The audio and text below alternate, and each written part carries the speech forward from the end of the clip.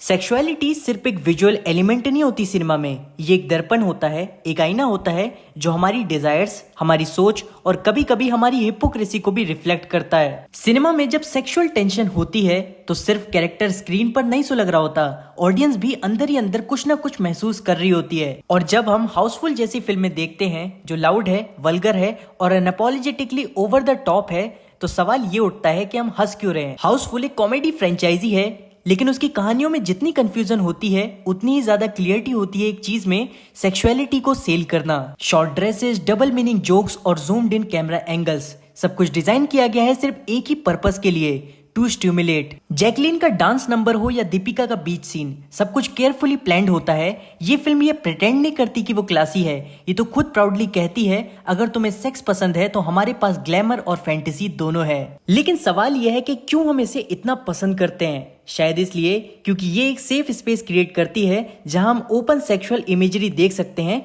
बिना किसी गिल्ट के, क्योंकि सब कुछ जोक के रूप में प्रेजेंट किया जाता है। इंडिया में सेक्सुअल एजुकेशन अभी भी टैबू है, हम सेक्स के बारे में ओपनली बात नहीं करते, लेकिन स्क्रीन पर देखने में कोई भी दिक्कत नहीं है। साइकोलॉजी में से कहते हैं कैथेसिस, एक सप्रेस्ड इमोशन का रिलीज। हाउसफुल जैसी फिल्में एक मीडियम बन जाती हैं जहां लोग अपनी छुपी हुई डिजायर्स को एक्सपीरियंस कर लेते हैं बिना किसी रियल लाइफ कॉन्सिक्वेंसेस के। एक मैन के कैरेक्टर को देखते हैं जो हर सीन में लड़की के पीछे भाग रहा होता है और हम हंस रहे होते हैं, लेकिन सच तो यह है कि वो लाफ्टर डिस्कम्फर्ट का मास्क है।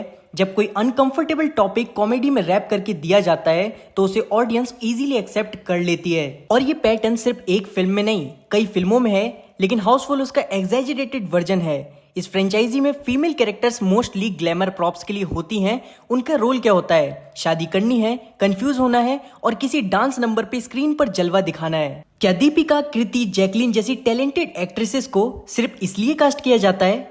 नहीं, लेकिन उनका पोर्ट्रियल एक स्टीरियोटाइप को रीइंफोर्स करता है। सिनेमा में मेल गेज का कॉन्सेप्ट होता है जहां वर्ल्ड लड़के की नजर से दिखाया जाता है और हाउसफुल उसी गेज का प्रोडक्ट है। हीरोइंस ब्यूटीफुल होती हैं, ग्लैमरस होती हैं, लेकिन रियरली पावरफुल। वो सिर्फ एक फैंटेसी होती हैं, एक ट्रॉफी, एक आई कैंडी, और हम ऑडियंस बिना कुछ सोचे उसे एक्सेप्ट कर लेते हैं। हाउसफुल प्रॉब्लम नहीं है, हम हैं ऑडियंस, कंज्यूमर्स, जिनके लिए आइटम नंबर्स वायरल होता है, जिनके लिए पोस्टर्स में हीरोइंस को बोल्ड पोज में सेल किया जाता है। जब तक हम सेक्सुअल इमेजरी को फन और हार्मलेस एंटरटेनमेंट के टैग में देखते रहेंगे तब तक सिनेमा फैंटेसी सर्व करता रहेगा, रियलिटी नहीं। और जब तक हम नहीं समझेंगे कि हम क्या देख रहे हैं और क्यों देख रहे हैं, तब तक बस हम एक पैसिव व्यूअर रहेंगे और अपनी सोच को शेप करने की बजाय सिनेमा हमारी सोच बनाता रहेगा। तो अगली बार जब आप हाउसफुल देखकर हंस रहे होगे, एक सेकंड के लिए सोचना, क्या आप जोक पर हंस रहे हो या उस डिस्कम्फर्ट को इग्नोर कर रहे हो जो उस जोक के पीछे छुपा था। सिनेमा के थ्रू सेक्सुअलिटीज को एक्सप्लोर करना कोई बुरी बात नहीं है,